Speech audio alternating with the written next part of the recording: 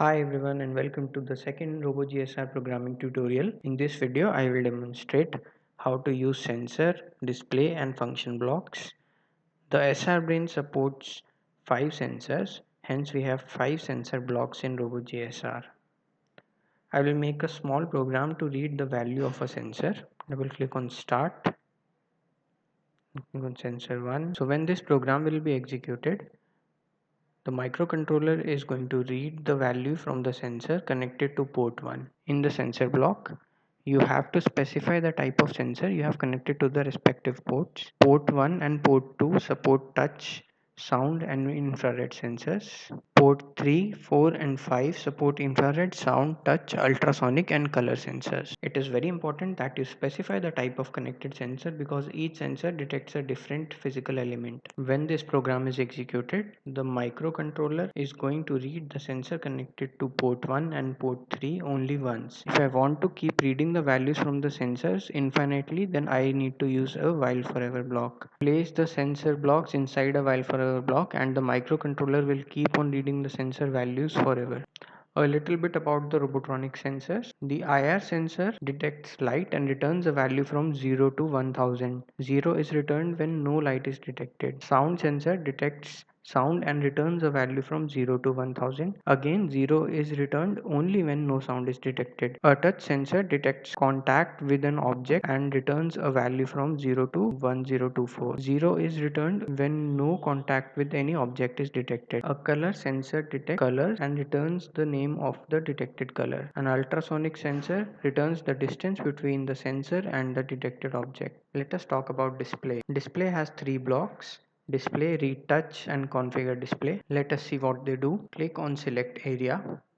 Now you can select any area by clicking on it and then press select. At the bottom you can choose the text which you want to display in the area A1. The text can have up to 4 characters. You can also choose the text color. It can be red, green, blue, cyan, magenta, yellow, black or white. Black. The background color, I will choose white. So this is how you configure a display area. If you want to configure a different display area, you need to use another display block. For example, if I want to configure A2, let's click on select A2.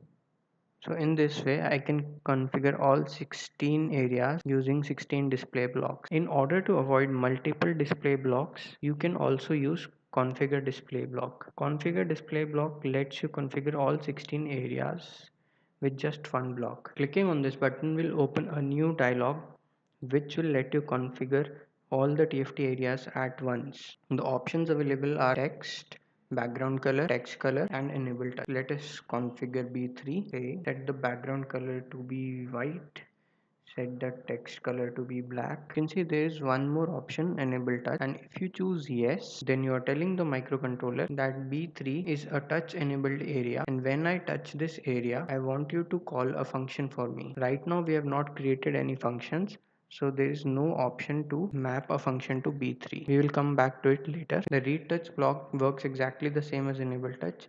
You can use it when you want to configure touch only on a single area. For example, I have selected C2, and if I had a function created, I could select the function and the function will be called when I touch C2. We will get back to this later. Now let us create a function.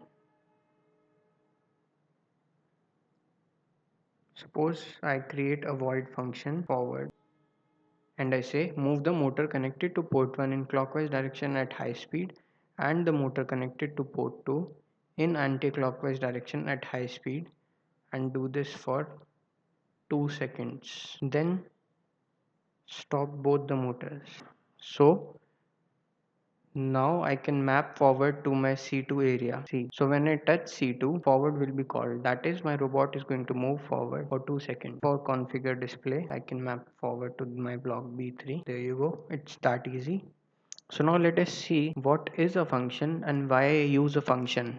Consider a case where I have a robot and I want to move it forward for 2 seconds, then back for 2 seconds, and I want to do it twice. So let us make a program to execute these instructions. Start.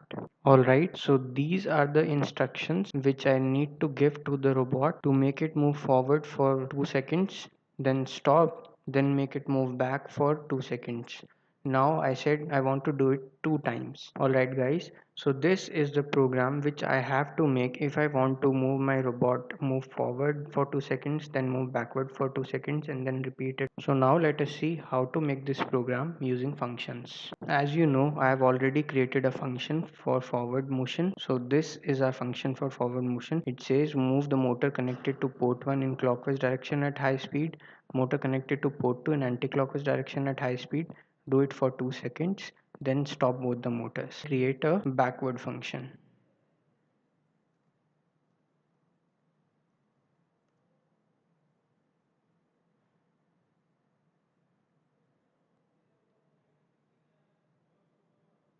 Okay, so I have created one backward function. Move the motor connected to port 1 in anti-clockwise direction at high speed.